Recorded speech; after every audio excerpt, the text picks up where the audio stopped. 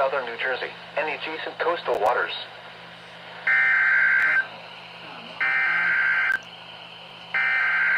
There it goes.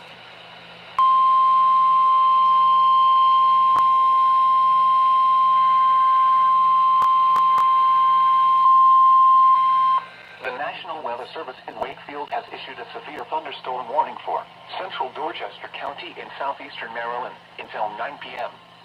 At 8:09 p.m., a severe thunderstorm was located 8 miles southeast of Taylor's Island, moving east at 30 miles per hour.